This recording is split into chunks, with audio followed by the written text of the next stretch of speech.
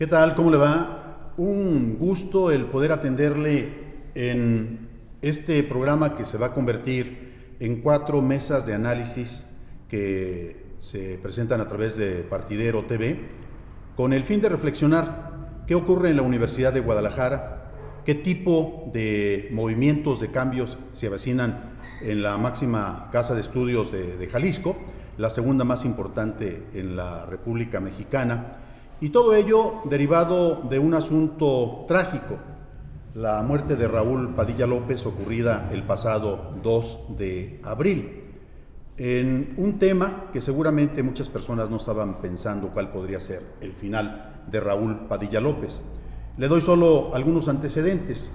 Raúl Padilla López se constituyó en el jefe del grupo Universidad durante mucho rato, por encima de los rectores formales, por encima en ocasiones de los propios gobernadores. Hablando en cifras, tendríamos que reconocer que Raúl Padilla López estuvo al frente del Grupo Universidad por 34 años. Dicen que al frente también de las rectorías respectivas, que fueron 6. Igual el número de gobernadores que tuvieron que agenciárselas para atenderse o entenderse con Raúl Padilla López. A muchos les fue muy mal, a otros les fue muy bien. Yo recuerdo solo un ejemplo: Alberto Cárdenas Jiménez, el primer gobernador emanado del Partido Acción Nacional.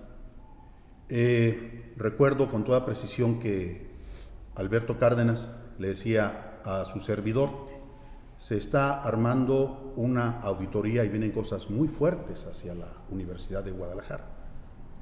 Terminó su gestión y yo no sé cuántos más intentaron hacer cosas muy fuertes contra la Universidad de Guadalajara, pero da la impresión de que ninguno de ellos lo logró. Y convocamos a esta primera mesa de análisis que le hemos denominado la Universidad de Guadalajara sin Raúl Padilla López. Le menciono quiénes son nuestros invitados en este primer encuentro. Está con nosotros Juan Carlos Partida, él es corresponsal de La Jornada, periodista de profesión, una persona que se ha desempeñado durante muchísimo tiempo como comunicador y experto en la cobertura de la Feria Internacional del Libro. Juan Carlos, bienvenido, muchas gracias. Gracias a ti, Alberto. Gracias. Y bueno, también está con nosotros Juan Manuel Negrete, una persona que, además de ser egresado de Filosofía y Letras de la Universidad de Guadalajara, catedrático, hoy pensionado de la Universidad de Guadalajara, y solo como antecedente, Juan Manuel trabajó en algunas propuestas editoriales sugeridas en grupo, pero me imagino que de gran relevancia dentro de este grupo era la figura de Raúl Padilla López. Juan Manuel, gracias. Aquí estamos. Gracias. Y bueno, también está con nosotros pues otra persona que conoce mucho del entripado de la Universidad de Guadalajara, de lo que ocurre en los distintos centros universitarios. Él trabajó durante un buen rato como coordinador de la carrera de Sociología en el CUSH, en el Centro Universitario de Ciencias Sociales y Humanidades, y como usted podrá ver, es una mesa plural. Nuestro único objetivo es tratar de acercarnos de la manera más objetiva al instante que está viviendo la Universidad de Guadalajara. Se van a decir cosas muy fuertes, se va a discutir de manera franca, amplia y plural. Esto, le digo, es la primera mesa. También le anuncio que viene otra más, en donde seguramente va a participar Juan José Doñán, escritor y periodista, ex colaborador de Proceso en su edición Jalisco. Viene también el director del Sistema Universitario de Radio, Televisión y Cinematografía, el señor Gabriel Torres Espinosa, y ya le platicaremos las otras mesas cómo vienen. A nuestro juicio, personas de primer nivel para hacer un análisis de esta naturaleza. Y bueno, iniciamos. No dijiste su nombre. Perdón, Alfredo Rico Chávez, tienes toda la razón, de eso se trata. Bienvenido. Gracias, Alberto. Un gusto. Digo, ya nos conocemos, por eso omitiste mi nombre. Sí. Un gusto estar con mi maestro maestro Juan Manuel Negrete y con Juan Carlos. Gracias por la Espero invitación. que con esa misma amabilidad terminen la plática esta mañana. Sin duda, yo respeto mucho al maestro y Claro, claro. Muy bien. Bueno, pues iniciamos. Yo ya presenté algunos de los antecedentes de Raúl Padilla López. Estoy observando lo que publica Wikipedia. Habla de Raúl Padilla López después de su trayectoria por la Federación de Estudiantes Universitarios. De hecho, Wikipedia, por lo que veo, no cita este asunto. Vamos a hacer el análisis a partir de un documento que empieza a circular hace un día en distintos medios de comunicación, una carta que se le filtra a Hermenegildo Holguín Reza, un ex compañero de la revista Proceso, hoy editor, un escritor también, y esta carta póstuma que se le atribuye a Raúl Padilla López dice lo siguiente: les pido una disculpa por tomar esta decisión en una coyuntura difícil. Soy considerado enemigo por las máximas autoridades, federal y estatal, que están dispuestas a perpetrar cualquier patraña con tal de destruir a sus enemigos. Mas no es por ello que tomo la decisión. He pasado por iguales o peores circunstancias y las he enfrentado con entereza. Insisto, esto es lo que se supone la carta póstuma de Raúl Padilla López. Sucede que tengo mes y medio que me cercioré que padezco de Alzheimer y dice o pérdida severa de memoria. Es cada vez más recurrente y en momentos tengo lapsos de hasta 10 minutos de pérdida de memoria. Cada vez me cuesta más trabajo disimularlo. Lo que sigue sé que es terrible, más asociado al estrés. Ya no soy útil como en otras coyunturas, sirvo más yéndome. Y luego menciona 3 veces la palabra perdón. Firma Raúl Padilla López. Ahí iniciamos. Juan Carlos Partida, ¿qué reflexionar? Pues reflexionar, empezando por el final, ¿no? Por la carta. ¿Qué se puede decir de esta carta? Hay dudas al respecto de la autenticidad. En principio porque las autoridades, la Fiscalía del Estado, el gobierno estatal, que fueron los primeros que oficialmente pues señalaron, ¿no? De que había sucedido el suicidio, porque así fue calificado de entrada, fue sin lugar a dudas tanto el post que hizo el gobernador como el boletín que envió la Fiscalía del Estado. En ambos decía determinantemente eso, o sea, no preliminarmente, no presunto, sino que se quitó la vida por propia mano. Entonces, yo me acuerdo que en el velorio de Raúl Padilla, platicando con otro académico tan respetable como los presentes, Roberto Castelán, él me decía que era un error haber dejado un mensaje póstumo, porque ¿quién es la primera persona que llega a ver y quién se va a llevar ese recado póstumo, ¿no? Pues gente de la Fiscalía. Pero yo después, en el transcurso de los días siguientes, pues platiqué con gente muy cercana a Raúl Padilla, gente del grupo Universidad, pues, y empezaron a coincidir en que sí se trataba de la carta, que sí era una carta original, porque le habían tomado una foto, y en el contenido me delinearon, incluso lo publiqué en La Jornada, incluso publiqué también en Partidero ya un artículo referente a ese tema, en el que pues decían, si no el contenido completo, sí algunas frases muy elocuentes y muy significativas dentro del documento que dejó, en particular esa, ¿no? Les ayudo más yéndome. Ahora, si vemos el documento como tal, pues sí está plagado de faltas de ortografía. La verdad, o sea, eso hace que de repente uno diga, caray, pues era el presidente de la Feria Internacional del Libro, se codeaba con premios Nobel de literatura, ¿no? Pero también, perdón que te interrumpa, también hace pensar que a lo mejor no era auténtico. Exacto, o sea, eso es lo que mete un poco de duda. Ahora, platicando previo aquí a esta mesa de análisis, con el maestro Negrete. Bueno, pues el maestro Negrete dice que justo eso puede ser, dar la autenticidad, ¿no? O sea, él lo conoce de mucho tiempo, entonces pues así ya queda uno, pues más dudas, ¿no? Es parte del entramado que siempre ha rodeado a Padilla, ¿no? Si Vivo estaba siempre lleno de misterio, de sus formas lánguidas, etcétera, hacían que uno pues no supiera cómo abordarlo periodísticamente muchas veces al entrevistarlo. Ahora pues ya después de fallecido pues seguramente va a ser pues todavía más, va a haber misterio más que envuelva un poco lo que es la parte final, ¿no? de la trayectoria. Lo que sí, yo tengo 20 y tantas ferias del libro consecutivas, ¿no? que he estado cubriendo.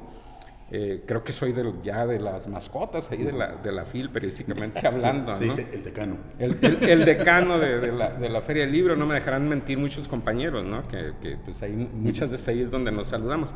Entonces también me tocó ver un poco esa evolución e involución, como les comentaba, de Raúl Padilla, ¿no? Como personaje público, siempre rodeado de personajes también públicos, literarios, del mundo intelectual. Y en ese tiempo, pues físicamente me tocó verlo hace 5 o 6 años, no recuerdo exactamente, pues el deterioro evidente en su salud, la pérdida de peso, algunos manchones en la cabeza, etcétera.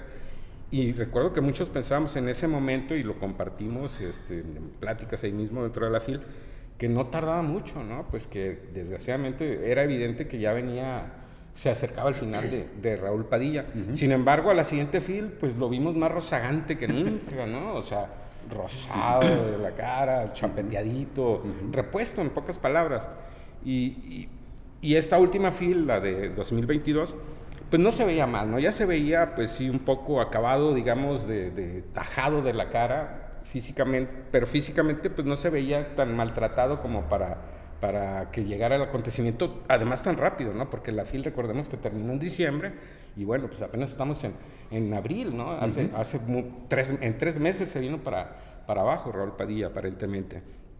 Eso en cuanto a la cuestión física. Ahora, la Feria del Libro, también ese viraje tan significativo que se dio, yo no sé si de la mano de los invitados que traían, ¿no? Porque pues ya no hay Carlos Fuentes, no hay Monsiváis, no hay Hugo Gutiérrez Vega, no hay Octavio Paz, no hay Octavio Paz, no hay Carlos Fernando del Monsiváis. Paso, todos estos personajes que fueron desapareciendo, y el viraje que se dio de gente progresista de verdad, o sea, de intelectuales de verdadero peso en la izquierda, hacia lo que ya las fantochadas de la última FIL, ¿no? De que donde sigue estando, pues no sé, Enrique Krause, Héctor Aguilar Camín, que son así como de los personajes más representativos e infaltables, ¿no? En las últimas Jorge Castañeda, por ejemplo. Mario Vargas Llosa, bueno, en este caso Álvaro Vargas Llosa, ¿no? Entonces uno también no me dejarán mentir, en su intervención hablarán más de eso, pero pues del socialismo marxista-leninista de su época estudiantil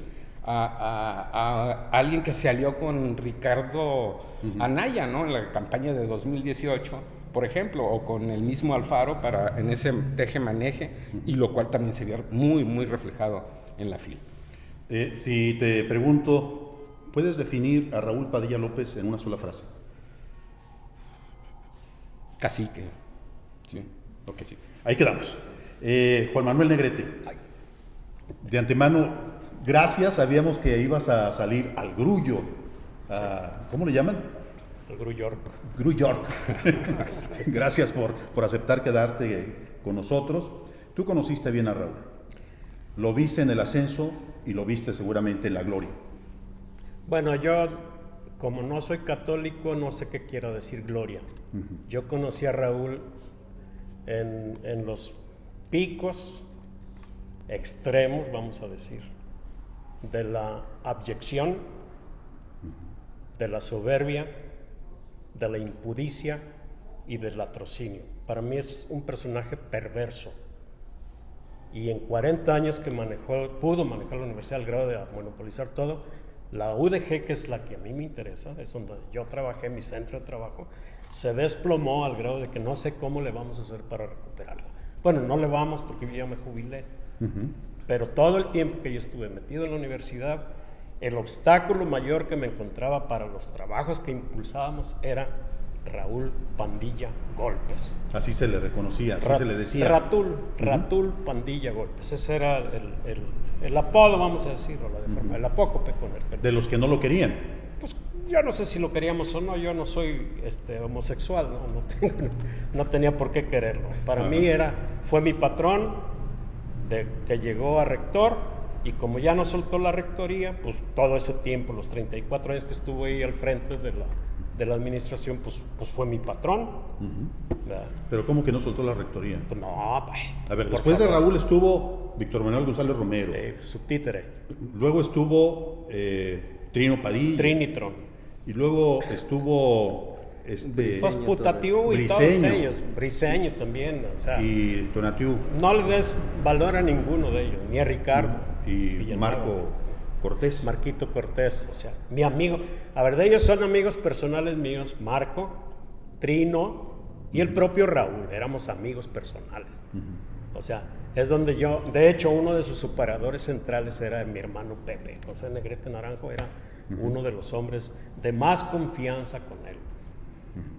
Entonces, por eso él iba a la casa, cuando la desgracia de que se suicidó su padre, él iba a la casa y se llevaba, le dábamos comida para que llevara porque no tenían en su casa. Entonces, como con el paso del tiempo te encuentras que es un personaje.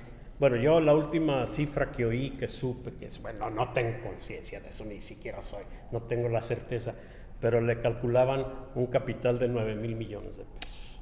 ¿No? Se le calcula. Entonces, cuando tú dices, no tenía ni para zapatos. Así lo conociste tú. Así lo conocí.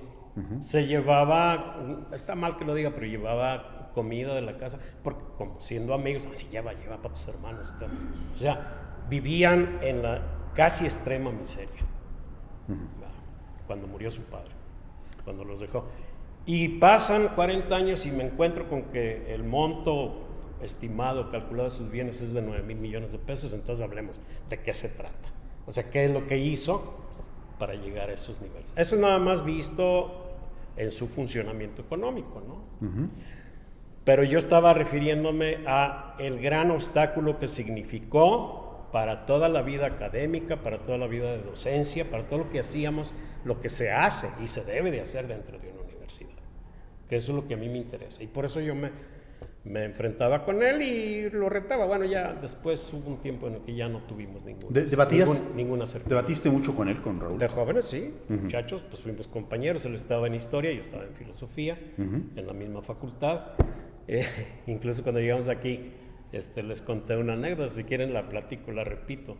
Una anécdota así medio simplona, pero cuando ayer aparece la carta, nos la mandan, la veo, la leo, y entonces una compañera del grupo de partidero me dice... Esperanza Romero. Esperanza Romero dice, no es posible que sea auténtica esta carta porque trae faltas de ortografía, ¿no? O sea, está, por ejemplo, la palabra yéndome está escrita con doble L, no lleva acento, o sea, es yendome, ¿verdad?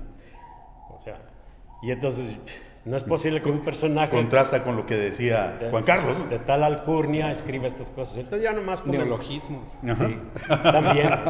Y le contesté a Esperanza, justamente eso es lo que la hace creíble, ¿no? O sea, ahí hay varios errores de ortografía y de sintaxis.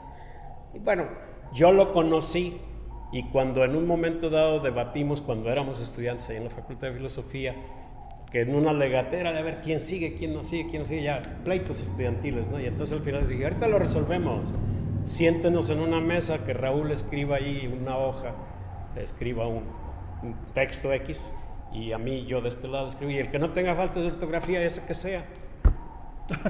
Y todos soltaron la carcajada, porque era una broma, pero era una broma basada en un conocimiento, porque yo lo escribía con él, nos veíamos, hacíamos textos. Yo dirigía unas revistas, la estuve dirigiendo en la escuela, yo era el corrector, yo era el editor, el responsable de editor, entonces... ¿Qué papel jugaba ahí Padilla? No, él fue aprendiz, a él no lo llevaron ahí, lo mandó Carlos Ramírez porque era la escuela más sencilla. Él tenía que cumplir el requisito legal de haber sido presidente de una escuela para poder ser presidente de la FEG, o sea, para entrar a la mafia del Sanedrín. Y sí, entonces Carlos Ramírez lo mandó a filosofía porque era la escuela, según Carlos, la más simple, la más sencilla, la más fácil de manejar, la de menos alumnos. Pues no pudo, no se ganó a la gente, por más que estaba guapo y barbón y todo eso, y sin embargo nadie lo traía. Cuando ya vino la elección, él traía, el equipo de nosotros traía el 90% de la intención del voto. Él no pasó de 15 votos. ¿De qué años nos hablas? El 75, 75, 74, cosa de checar exactamente, la memoria me dice. Pero la FEC llegó y lo impuso. José Manuel Correa Seña llegó a punta de pistola, como lo hacía en todas las demás escuelas, y este es su presidente. Y ya. Entonces ahí arrancó. Pero a pesar de eso, pues, como así funcionaba y así operaba la universidad, pues seguimos teniendo contacto de trabajos, de esto, de lo otro, de lo más allá, ¿no? Sí, porque habría que destacar una cosa que es muy importante. Sí. La Universidad de Guadalajara, en su época contemporánea, en su historia contemporánea, ha sido marcada por cacicazgos o por grupos de control muy férreos, ¿no? Hablamos de los Uno, hablamos de Carlos Ramírez Ladri y hablamos de Álvaro. Raúl, de Álvaro, que se prolongó de alguna forma también en este asunto, ¿no? Sí. 4 cacicazgos. No. Habría que puntualizar, hacer un estudio, un deslinde histórico bien concreto. La época en que el sunismo era el más influyente, yo no le daría el término de cacicazgo, porque ahí jugaban todos. Incluso los gallos estuvieron a punto de quedarse con la escuela. Ahí se peleaban por el botín todos los juniors. Los hijos de González Gallo, los hijos de Marcelino García Barragán, los hijos de Zuno, y los que terminaron quedándose con el paquete, o sea, fueron los hijos de Margarito Ramírez. Bueno, pero entonces estás hablando tú de una disputa entre juniors. Claro, eso era como se pelean otros juniors, otros favoritos del régimen, peleaban los sindicatos de los transportes, otros peleaban las primarias y secundarias. O sea, este pobre país nuestro es eso, o sea, una rebatinga ¿De quién se queda con la silla? Insaciables. O sea, el presupuesto, el erario es, a ver, te pongo aquí. Por eso dice nuestro viejo refrán: yo le pido a Dios que me ponga donde hay. Bueno, entonces Carlos Ramírez terminó, obviamente apoyado por la influencia de su padre, que venía con Ruiz Cortines, que eran amigos que jugaban dominó. Le dijo: tú manejas la UDG. Y ya, entonces le dejó, y a todos los demás los tuvieron que nulificar. Entonces ahí empieza el ramirismo, en el 52. Un regalo que le hace Ruiz Cortines a Margarito, el papá. Y ya se queda, entonces el ramirismo empieza ahí. Matan a Carlos, pero es del Ramírez, o sea, son valores entendidos del régimen. Y hasta que se queda, o sea, ¿qué pasa en el 75 que asesinan a Carlos? Todo el equipo de truanes que había conjuntado, que eran los presidentes de la FEC, se juntan, forman un Sanedrín, así le llamaron ellos, y se reparten para no pelearse entre ellos, ¿no? Y entonces se quedan y ponen de figurón, o de figurín, o como lo quieran decir ustedes, a Álvaro, que no decidía nada ni nada, pero entre todos ellos ahí Alvarito era al que los sacaban a dar la cara. Pero ahí los que pesaban eran Zambrano, era Alfaro, era Genaro Cornejo, etcétera, ¿no? O sea, los viejos presidentes de la FEC. Luego van apareciendo nuevos presidentes, entre ellos empieza Raúl, luego sigue Horacio, luego sigue, o sea, y terminan hasta que llega él de rector. Y entonces cuando él llega de rector, eso sí hay que reconocerle políticamente, maquiavélicamente, Raúl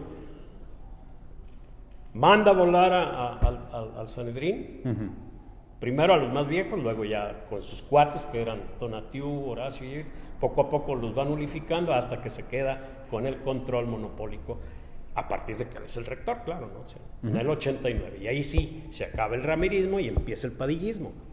O sea, pero eso son peleas, intrigas palaciegas, son cosas ¿y qué tiene que ver eso con la academia? ¿Qué tiene que ver eso con la investigación? O sea, estamos hablando de repartos de botín, de forcejeos de controles. Y yo mucho discutía con alumnos y les decía, porque todos decían: ay, maestro, es que el poder. O sea, aquí no estamos en unas instancias de poder. La universidad no tiene por qué estar discutiendo estructuras de poder. Nosotros somos estudiantes, ustedes son estudiantes, nosotros somos maestros, y aquí debemos de investigar y ponernos este es un cenáculo de cultura, este es un cenáculo de trabajo. Aquí hay que aprender a analizar, a revisar, a estructurar y a formar ciudadanos calificados, ilustrados, que levanten esta sociedad. Y eso es lo que yo digo. O sea, para mí Raúl está totalmente reprobado, pero como lo dije en mi artículo pasado, pues desgraciadamente esa reprobación más bien es nuestra, porque no fuimos capaces de sacudirnos al cacique que teníamos encima, ¿verdad? Bueno, entonces, eso es lo que en quería. En esta primera intervención, yo creo que sí vale la pena, si te parece, con una respuesta corta. Ayúdanos a pensar qué sigue en la universidad sin Raúl. ¿Yo? ¿Sí? ¿Yo mismo? Sí. Pues aquí está, otra vez, por enésima ocasión, se presenta la oportunidad de que la base universitaria, la clase universitaria, los señores que están metidos se sacudan la modorra, tiren los viejos bártulos y la levanten. Es una tarea muy clara, muy no es sencilla, pero muy clara. Convertir a la universidad en lo que debe ser, universidad, que no lo es.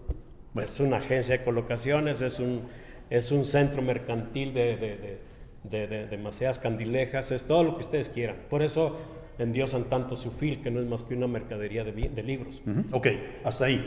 Vamos con Alfredo Rico Chávez, ex coordinador de la carrera de Sociología de la Universidad de Guadalajara, actualmente maestro en preparatoria de... No, en el Centro Universitario de Tlajomulco, Okay. Jefe de departamento también en el Centro Universitario. Bueno, ya escuchaste las críticas. Seguramente que tú vas a poder ofrecer una versión distinta, o a lo mejor vas a corroborar todo esto que se ha estado escuchando hasta este momento de la imagen de Raúl Padilla López. La pregunta sustantiva, pensemos la universidad sin Raúl.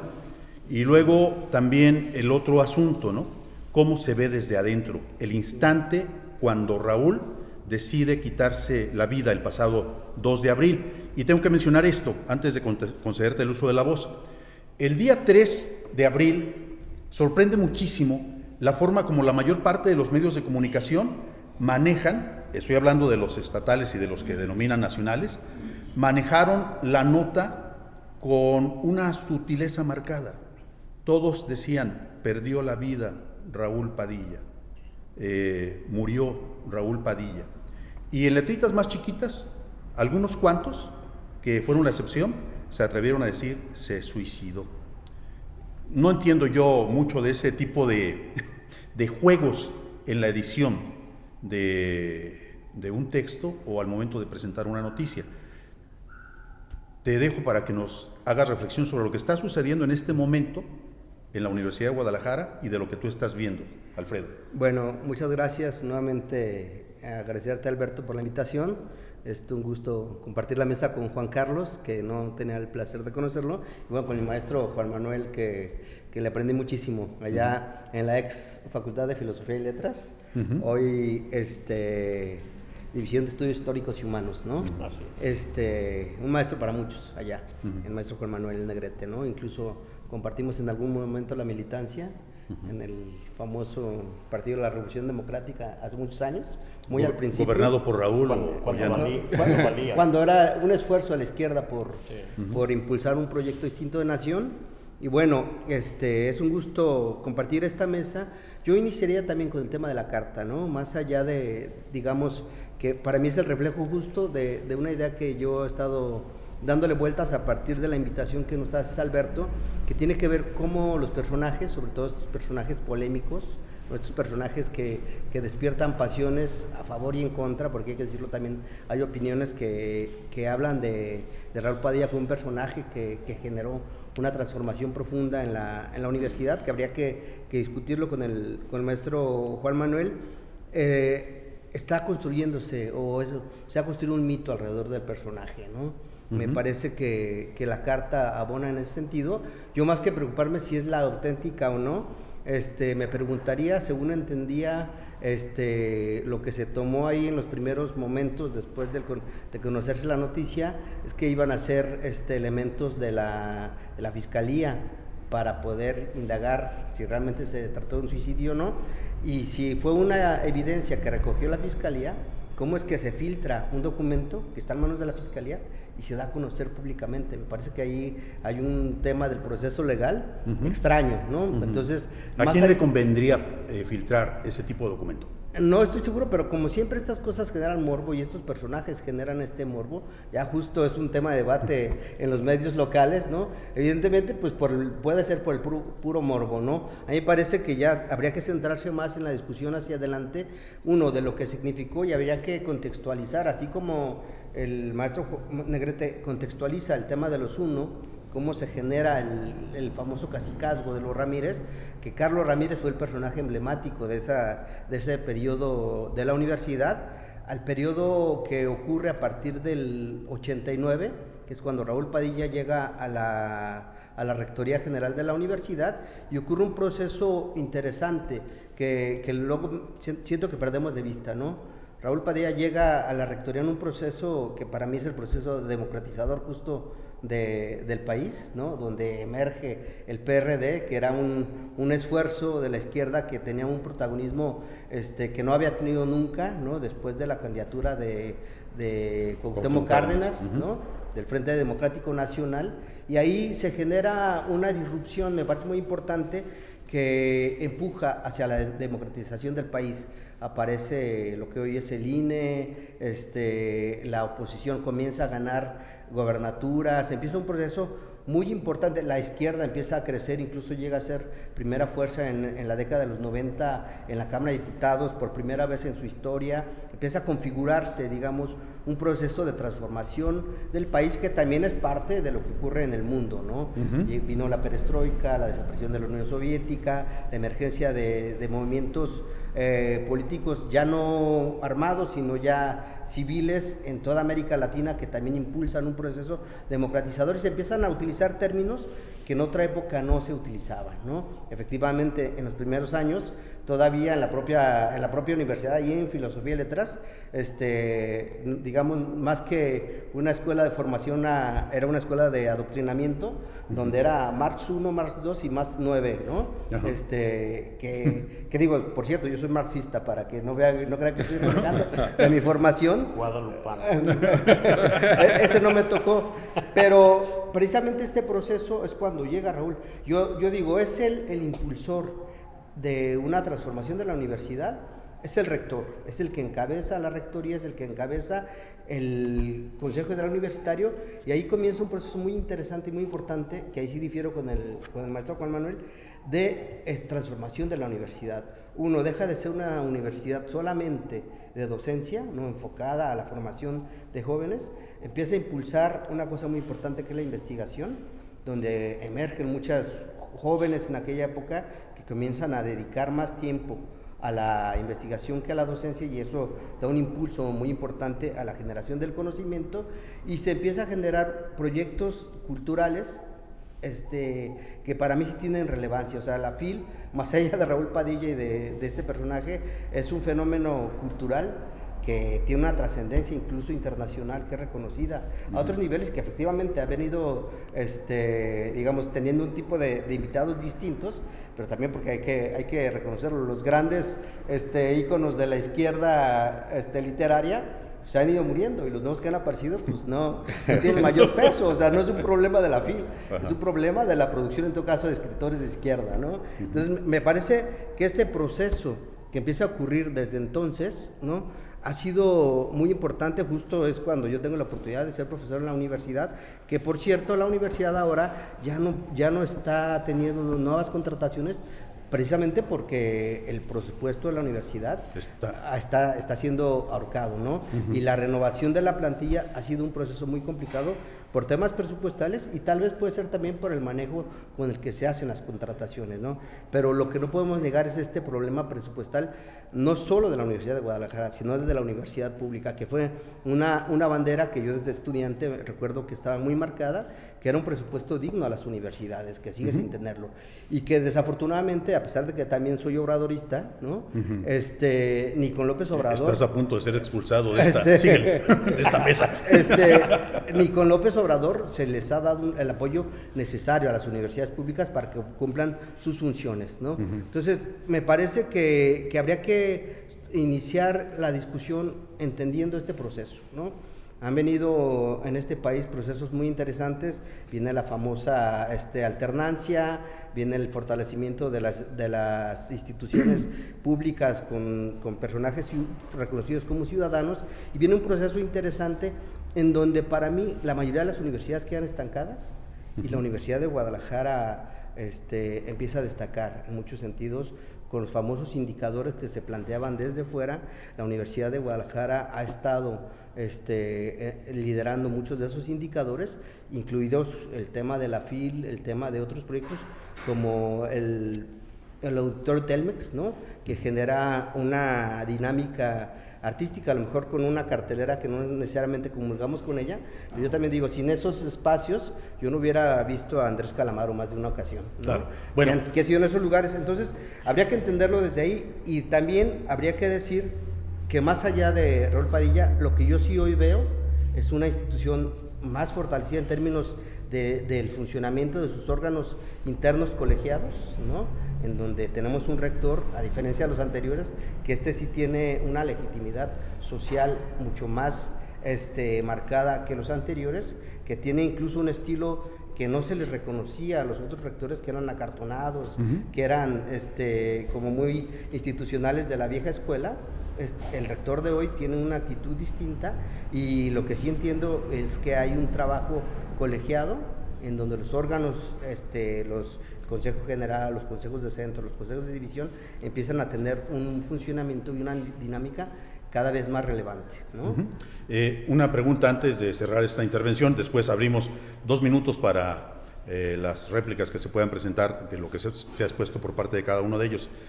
Pensar la universidad sin Raúl Padilla López, ese es el tema central. Yo traigo a colación los últimos cartones que ha estado publicando Cucho, Saúl Herrera, que me parecen geniales. Trae en momentos mucha sutileza y en momentos una condición satírica tremenda hacia la propia institución. Cito 2 casos que ojalá nuestra producción los pueda rescatar por ahí. Aparece el edificio de la Universidad de Guadalajara y aparece sobre el edificio un buitre. Un sopilote, no sé, pero un halcón. Con la cara caricaturizada de Alfaro, ¿no? Esa es una. Y luego el cartón que publicamos, por cierto, el día de ayer en Partidero, son 2 libros bastante gordos, también un cartón de Cucho.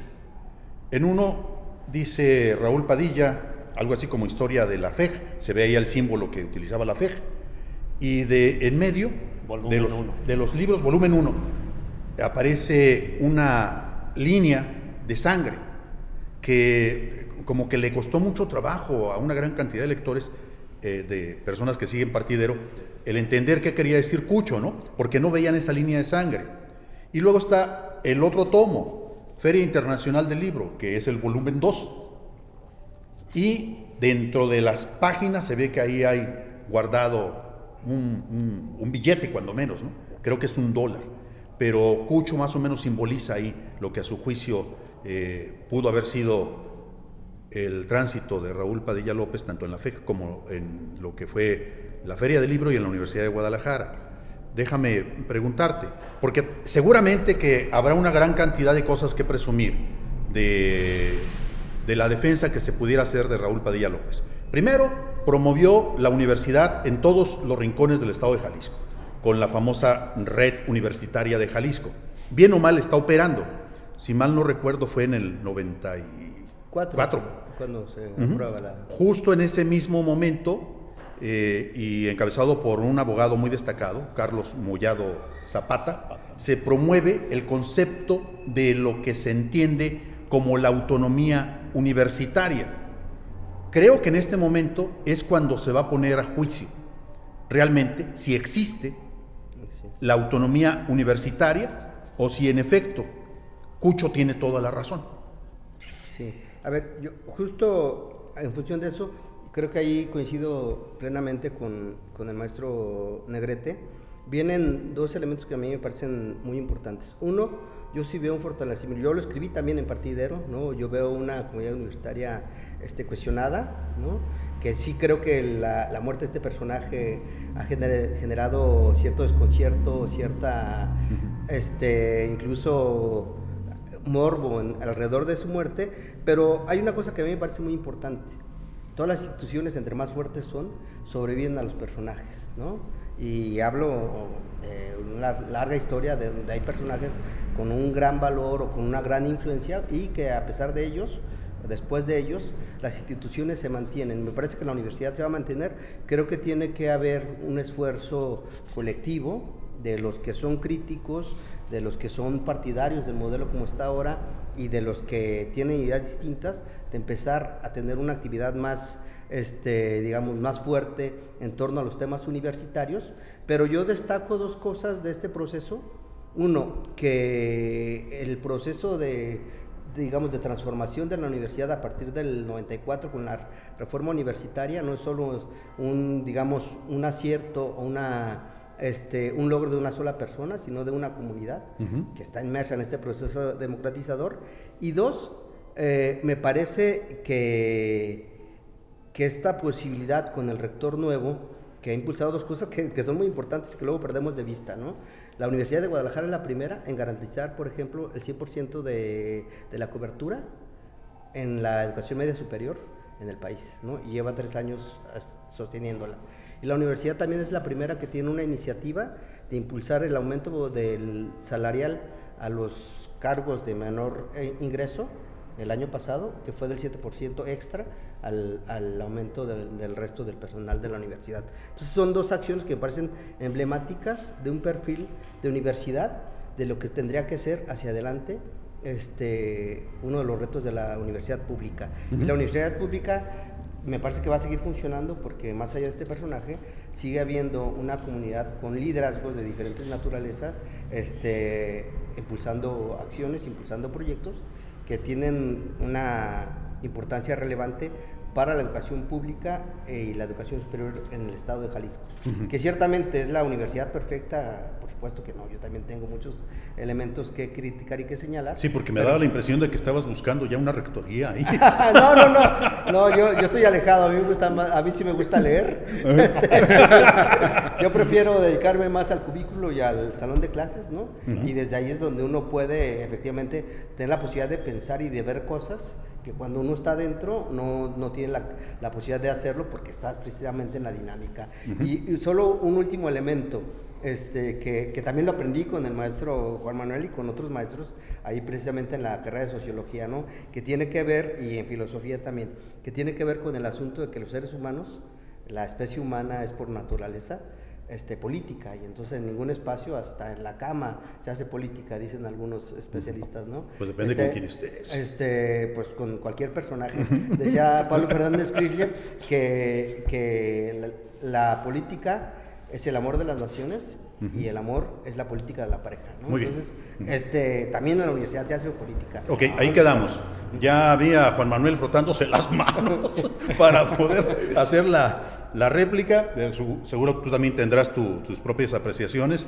Lo dejo de manera libre, quien quiere intervenir de parte de los dos. Solo hago una mención que me parece sumamente drástica, pero muy clara con relación a lo que ven los propios universitarios del momento que se está viviendo al interior de la Universidad de Guadalajara. Decían algunos de ellos, solo Raúl podía matar a Raúl. Solo Padilla podía matar a Padilla. Ahí le dejo. Bueno, yo me ves que me estoy frotando las manos, pero es porque el discurso de Alfredo me estaba llevando a... Me retomó 2-3 puntos, o sea, no, ni contradecir ni nada, pues eso es otra cosa. Yo creo que estamos obligados ya a sentarnos, los que nos gusta hacer este tipo de trabajos, a sentarnos a escribir la vera y real historia de lo que ha acontecido en la UDG, desde que la conocimos, ¿no? Desde que llegamos, desde que supimos. Claro, yo entré el 69 a la universidad, entonces desde entonces tengo conciencia. Por fortuna estoy un poquito alejado del problema que tiene Raúl, que dice en su carta del Alzheimer. Tengo muy buena memoria, me acuerdo todavía. No sé si ya mañana empiece a tener bamboleos, pero por lo pronto ahorita todavía Quiera Dios que no. Ojalá no, pero me acuerdo. Hay que aprovechar. ¿Verdad? O aprovechemos. Y sí pienso, ahorita nomás les voy a adelantar dos cosas, porque luego viene ese difumar un mito que hasta cansa, ¿no? O sea, yo no tengo nada contra Padilla, nunca tuve contra Padilla, ¿eh? O sea, entonces no tengo por qué hablar mal de él, ¿no? Y menos ahora que ya pasó en este trance. No se vale hablar del difunto, ¿cómo dice el dicho? Sí, muérete y sabrás tus virtudes, ¿no? Cásate y sabrás tus defectos. Entonces, pero bueno, son juegos esos populares. Yo lo que creo que muchos de nosotros estamos obligados a sentar las reales bases de lo que ocurrió realmente aquí en la universidad. Por ejemplo, se dice que gracias a él se obtuvo la autonomía. Déjenme decirles una cosa, algo que me consta, lo sé. Nosotros dimos como profesores una lucha para construir un sindicato de profesores y yo le encabecé, nos llamábamos MAS, Movimiento Académico Sindical. Como nos negaron el registro aquí porque un articulito de la ley estatal de servidores públicos decía, porque la universidad dependía del gobierno del estado, decía no puede haber más que un sindicato por dependencia, entonces nos negaron el registro. Nos amparamos, nos fuimos a México, vino la Suprema Corte, haya piñas allá o no, llegó el laudo favorable, entonces registres el sindicato de maestros. Bueno, pues ya tuvimos que pasar a la siguiente etapa. Entonces nos manda a llamar a los que encabezábamos este movimiento, nos manda a llamar el secretario de gobierno, que se llamaba José Luis Díaz Sanabria, que desgraciadamente ya murió, si no, pues lo podríamos... El cuello duro. Cuello duro. Y ya, oigan, los felicito, miren, todo lo que pudimos platicar ahí. Y de repente me dice, oye, Juan Manuel, porque éramos amigos personales, oye, Juan Manuel, acaba de mandarnos el equipo de allá de la universidad todo un rollo y hay una propuesta aquí para la reforma orgánica de la ley orgánica de la universidad. Y hay un debate entre ellos allá, que si la autonomía, que si no autonomía. ¿Ustedes qué opinan? Ustedes como sindicato. Entonces le digo, mira, José Luis, si va a discutirse ese punto, ni lo discutan. Como universitarios nos conviene irnos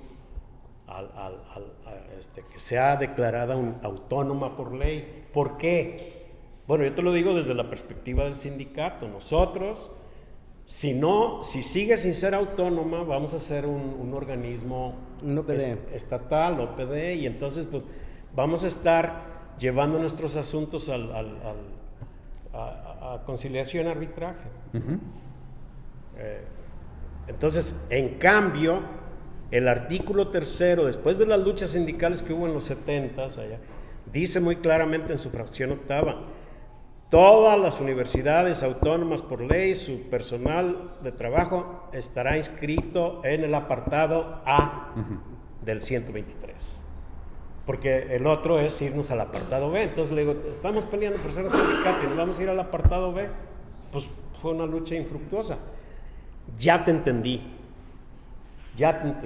Entonces en ese momento él habló, me consta que lo hizo porque me lo platicó después, éramos amigos, que habló con Cedillo, que era el secretario de Educación. Maestro, palomita a la autonomía del UDG. Así vino lo de la autonomía, no lo contemplaba bien. Yo tengo varios expedientes de una ley primero, según una ley segunda, luego una ley tercera, o sea, proyectos. Precisamente por eso señalaba que no fue logro de un personaje. Así es. No, es un logro colectivo. Y me parece que pensar solo las instituciones a partir de quienes encabezan o tienen cierto liderazgo es demeritar lo que el resto de los integrantes de una comunidad hacen cotidianamente, ¿no? Trabajan en serio. Y efectivamente a mí me parece que los logros que pueda presumir un rector o cualquiera no son el resultado de su trabajo solamente, es el resultado de una comunidad que se jode, que se desvela, que se enoja, que se queja, pero que finalmente le dedica su tiempo a este proceso de la educación que a mí me parece que es el más importante de la actividad humana. Bueno, yo no sé si sería un gran logro de Raúl Padilla el haber enseñado a la élite política de la Universidad de Guadalajara a pensar en colectivo. Juan Carlos. Pues es una comunidad académica, ¿no? Por sí misma, pues además una universidad, nos vamos a la etimología, pues es universal, ¿no? De ahí que vengan pues tantas corrientes, tantas ideologías, por decirlo de alguna manera, no cabría tanto el término, pero por llamarlo así, en contra o a favor de lo que es la propia comunidad. Sin embargo, bueno, escuchando las intervenciones, pues como reportero me saltan muchas cosas, ¿no? Inmediatamente. En particular me brincó muchísimo eso de los 9,000 millones de pesos, ¿no? O sea, me parece una cosa... ¿Cómo lo calcularon? ¿No? Sí, exacto, ¿no? O sea, como uno siempre dice, pues fuentes, ¿no? ¿De dónde sale ese cálculo exactamente? O sea, es una pregunta. Sí, pero para que la responda. Lo que sí también es claro, aparte de la intervención de Zedillo, es que también hubo mucho apoyo de parte de Carlos Salinas de Gortari en el sexenio, que casi fue a la par, ¿no? Con Raúl Padilla. La creación de la FIL, que fue en el año en que andaba en campaña política, todos los señalamientos de que incluso cuando tomaron la rectoría, la Federación de Estudiantes de Guadalajara, que vino una orden del centro para que desalojaran, que ese fue el fin, al menos lo que me han contado también personas que vivieron esa época, ese fue el fin de esa pues defensa, porque ni siquiera fue sublevación de parte de la FEC, ¿no? De esa defensa de mantener un organismo histórico por el tiempo que tenía ya dependiendo. Pero sí, sin duda para mí me parece también un gran logro esta red universitaria, esta modernización que también fue gracias al impulso de parte de la Federación de Carlos Salinas de Gortari. Pero también pues yo en estos años de Padillato pues me tocó ser universitario, ¿no? Y padecí como alumno pues todas las limitaciones que hay para recibir de la institución el patrimonio como debe de ser, ¿no? Para empezar pues tiene uno que pagar para entrar a una universidad pública, para hacer un examen. Yo, mi más reciente incursión en la universidad fue en la maestría en periodismo digital. Y Dios mío de mi vida, ¿no? Carísimo. Era para gente que venía de España, de Inglaterra. Optar nada más. Sí, optar. Y luego aparte te cobran el semestre, etcétera, ¿no? Entonces, Dios mío.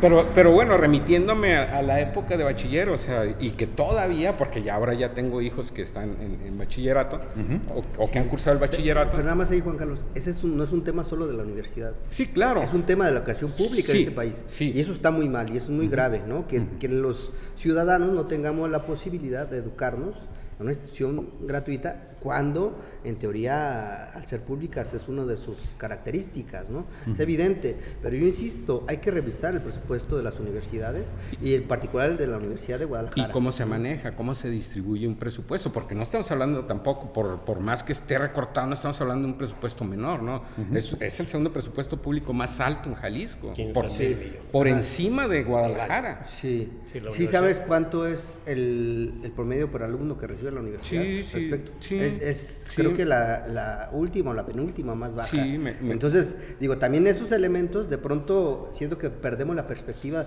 y insisto, no es una defensa de lo que es la universidad, pero sí también es una visión en donde tendríamos que ver las dos partes, ¿no? Es una universidad democrática, por supuesto que le faltan muchas cosas para ser democrática, pero también es un problema de este país no es democrático, ¿no? Y no fuimos educados, nos enseñaron, me acuerdo en la escuela, todos tenemos un pequeño priista adentro, ¿no? O un Raúl. Que es parte del prismo, ¿no? Sí, o sea, es parte de esta herencia de la manera en cómo se hace la política en este país, ¿no? Entonces, me parece que no hay que perder la perspectiva de eso también, ¿no? O sea, sí, es caro, o sea, no tendría que salir gratuito, tendría que salir. Claro. Pero no es un problema de la Universidad de Guadalajara solamente. Pero hay modelos, por ejemplo, la UNAM, ¿no? Yo estaba viendo recientemente una noticia de que, bueno, los apoyos, las becas que se dan a los hijos de campesinos, a la gente más pobre, ahora la va a tener que asumir la UNAM por la falta, efectivamente, porque no hay el presupuesto necesario para eso. Pero ahora, vámonos a las labores sustantivas de la universidad. Bien lo dijo el maestro Negrete, o sea, una labor sustantiva sin duda es la academia, ¿no? Entonces, pues ahí tendría que ser preponderante, porque uno se pone a contrastar, bueno, pues todo ese tipo de situaciones que han venido, ¿no? Farandulescas incluso. Tú me hablabas de Calamaro, que para nada me gusta a mí. Yo prefiero haber visto a Saramago en la FIL, ¿no? Claro. Entonces, o sea, no, a mí, bueno, será, no sé, sí me gustan algunos grupos argentinos, pero Saramago no es de mis favoritos. Calamaro. No, lo digo como ejemplo, y efectivamente, digo, de pronto viene Belinda, viene sí, claro. Los Tigres del Norte, tú dices, pero al final son las expresiones culturales y tiene un afecto en muchos sentidos. Y nada más como un dato curioso, la Universidad de Puebla, la Autónoma de Puebla, copió el modelo del famoso centro cultural, allá en Puebla, en la Universidad de Puebla, que es mucho más comercial que el nuestro, pero que además le ha valido, que ha copiado algunas de las cosas de acá, le ha valido a la Universidad de Puebla haber crecido en los últimos años en sus indicadores. Pues, mira, yo lo que pienso es que ha sido disparejo, ¿sí? O sea, se ha privilegiado otros tipos de situaciones que poco tienen que ver con la naturaleza como tal de la universidad. Yo padecí los mesabancos casi de primaria, ¿no? Los que se toman clases. Y sigue siendo. ¿Se acuerdan, maestro, cómo llegamos a los salones a robarnos las mensajes? Sí. Llegabas a tu salón y ya estaba. Y que no había proyectores. Entonces, por lo mismo creo que tendría que ser más parejo, ¿no? O sea, equilibrado, pues. A ver, permítanme. O sea, 40 años de docente, creo que algo puedo decir sobre estas privaciones y tonterías. Pero hay cosas muy graves en la universidad. Yo ya tengo rato que no estoy ahí, pero por ejemplo, una vez teníamos que hacer el listado en filosofía, en el departamento. Ocupo el proyector mañana, porque no había más que uno, pues. Y me acuerdo de un profesor, Juan Diego, que llegó y lo pidió, Juan Diego Ortiz. Sí. Yo le gané por 5 minutos y ya está reservado. Bueno, pues después de Negrete y en el mismo salón sigo yo, ¿no? Uno tenía que traerse el proyector y acá desmontar todo y ponerlo que se enfriara y todo eso. Le dije, oye, Juan Diego, ¿qué te parece si yo llego así, terminando mi clase, separo, saco todo lo mío y ya tú te quedas y lo sigues usando para no perder ahí 15, 20 minutos?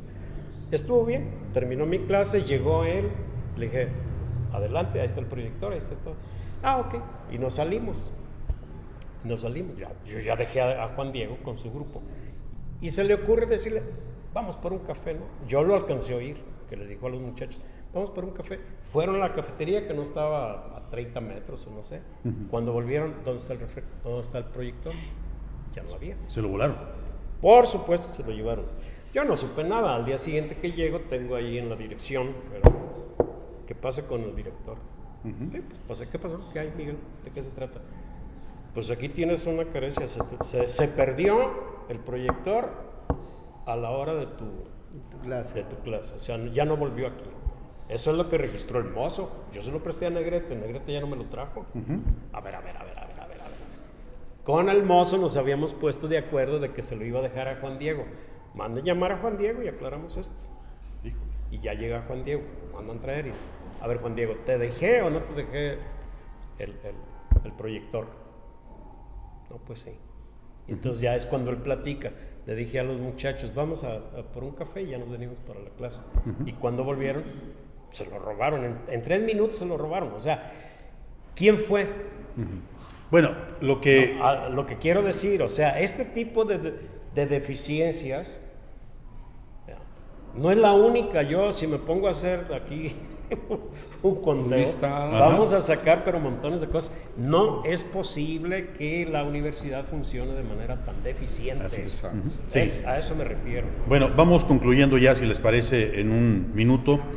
Este programa, esta primera entrega, creo que también vale la pena discutir asuntos de lo que es rapiña en el más bajo orden y en el más alto orden superior de cualquier institución.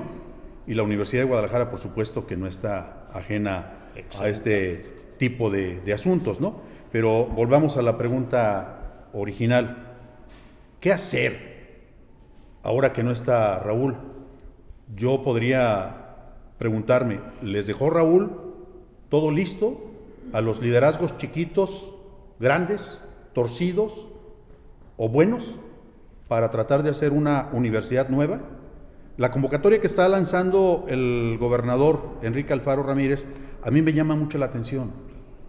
Tengo la idea de que se va a fortalecer una plática de orden cupular en donde se van a poner de acuerdo ellos para ejercer de nueva cuenta otro tipo de liderazgo. Yo no sé hasta dónde denominarlo caciquil, pero sería muy diferente, por ejemplo, pensar en lo que pasó en la Universidad Autónoma Nacional, la UNAM, a finales de los 80s, después del sismo electoral, cuando se decía que le acababan de robar la candidatura, la presidencia a Cuauhtémoc Cárdenas, ¿no? ¿Te acuerdas? Sí, claro. Que ahí surgió Claudia Sheinbaum, que ahora es aspirante a la presidencia de la República, a la candidatura. Y Manuel Ordorica, Antonio Santos, Carlos Simas, el propio Jesús Ramírez. Una buena cantidad de personas. ¿Era de ese equipo? Era de esa generación. Pues Ramírez. Imagínate, fueron los que le dieron cuerpo a la realización de un congreso universitario que, bien o mal, impactó de manera tremenda a la base cupular y también a la estructura de la comunidad universitaria. Me da la impresión, y lo dejo para un posterior análisis en otra de las mesas, me da la impresión de que en esta mesa no dialogamos tanto sobre lo que es la presencia de la comunidad universitaria y la voz de la comunidad universitaria. Yo ahí me quedo un minuto, si te parece, Juan. Yo ya hablé mucho, si quieres. Bueno, sí, yo también considero que es una oportunidad muy, muy importante, muy interesante, ¿no? Para la universidad sacudirse ya ese tipo de cacicazgos que no caben ya en esta época, ¿no? Sin embargo, bueno, tiene que ser la reconversión propia de la universidad, tiene los órganos para hacerlo, el Consejo General Universitario como tal, el Consejo de Rectores, ¿no? Tú hablabas, Consejo de Escuela. Exacto. Tú hablabas un poco, pues, de ese posible legado que haya dejado, si ya dejó como... Raúl ya se murió, entonces lo que haya en herencia política no creo que vaya a permear, pues, y menos en 2024 finales, cuando empiece a gestarse la sucesión de rector, ¿no? Ahí es, ahorita pues lo que estamos presenciando es esa unidad y esa horizontalidad del grupo universidad, pues para mantener esa hegemonía, ¿no? Al interior de la universidad y enfrentar este evidente embate que se ve venir de parte del gobernador. Pero yo creo que eso va a empezar a descomponerse cuando ya llegue la próxima sucesión. Ahora, la gran oportunidad es que el Consejo General Universitario ya no sé hasta qué punto puedan darle línea, ¿no? O sea, si hay un personaje que pueda dar línea para que, como ocurría, pues se pusieran rectores a modo del cacique. Entonces, pues, yo tengo esperanza en que la universidad mejore mucho en ese sentido, ¿no? Ok, muy buena palabra. Esperanza de que la universidad mejore mucho. Yo creo que, como dice el refrán, la esperanza es lo último que muere, ¿no? A mí también me da mucha ilusión pensar que que la tribu universitaria se sacuda los viejos atavismos con los que ha venido funcionando. Bueno, no digo que aprovechando la desaparición de Raúl, pero sí, o sea, si va a seguir la disputa entre notables, pues triste es la calavera de esto la no sirve universidad, para nada. ¿no? Eso va a ser, o sea, ¿qué significa que el ramirismo haya sido sustituido por el padillismo y que ahora el padillismo vaya a ser sustituido por el alfarismo o por el villanuevismo o lo que sea? Pues no, eso es seguir en más de lo mismo, ¿no? Así que en esta coyuntura surja una implosión en donde participe finalmente la base universitaria, ¿no? Muy bien. Si eso se da, yo estaría encantado de la vida. O sea, ya no lo voy a hacer, ya no voy a participar porque yo ya estoy afuera, pero lo puedo ver como espectador. Claro. Maestro Alfredo Rico, ¿te toca cerrar? Sí, como dicen, a Dios rogando y con el mazo dando, ¿no? Entonces, efectivamente, me parece que es una oportunidad de fortalecer o de reconocer y de fortalecer los espacios institucionalizados ya, que son preponderantemente, de acuerdo con la ley orgánica, los colectivos, los que están por encima de los unipersonales, ¿no? Es el modelo justo que surge después de la reforma del 94, ¿no? El Consejo General Universitario como máxima órgano de gobierno de la universidad, los consejos de centro por encima de los rectores de los centros, los consejos de división por encima de los directores de división, es decir, estos espacios en donde aparecen de forma paritaria los estudiantes, los profesores y las autoridades, ¿no? Entonces es ver esta posibilidad de que se fortalezca esta institucionalización de la toma de decisiones y del rumbo que tome la universidad, que desde mi punto de vista sí va por buen camino, ¿no? Que le faltan muchas cosas definitivamente, pero el problema fundamental está en que tengamos también un gobierno que reconozca el valor de las universidades públicas y que se refleje en el presupuesto, ¿no? Bueno, terminamos. Muchísimas gracias por el favor de su atención. Les sugiero estar muy al pendiente de las próximas entregas de este especial de Partidero TV a propósito de lo que se está moviendo en la Universidad de Guadalajara. Viene otra mesa que creo que la va a moderar mi compañera Josefina Real. Le menciono de manera muy breve. Por ahí se está convocando a algunas personas como uno de los descendientes directos de Andrés Zuno Arce, uno de los fundadores de la época contemporánea de la Universidad de Guadalajara. También va otra persona que me imagino conoce bastante de qué es lo que ha ocurrido en la época del padillato, del padillismo, como usted quiera llamarle, Tonatiu Bravo Padilla. Va, si es que nos confirma, va a estar con nosotros también Lorenzo Ángel González Ruiz, el primer dirigente de la Federación de Estudiantes Universitarios. En fin, se va a poner muy interesante y vamos a convocar a otras personas de primer nivel, que no puedo adelantar todavía, pero parece que va por muy buen camino esta propuesta de discutir cuál será el futuro inmediato de la Universidad de Guadalajara. Por lo pronto, muchísimas gracias. Gracias, Alfredo. Un gusto. Profe. Un gusto. Profe, pues muchas gracias por habernos permitido tenerlo aquí y que no ande allá en el grullo. Acá está más divertido. Sí. Es cuestión de dejar el arado un rato. Juan Carlos, muchísimas gracias. No, al contrario, un honor estar con personajes de tal talla. Bueno, y también un agradecimiento muy especial al equipo de producción que encabeza Sergio García Aceves. Ariana, también muchísimas gracias por habernos acompañado en esta transmisión. Es la primera entrega, van a ser 4. Hasta luego.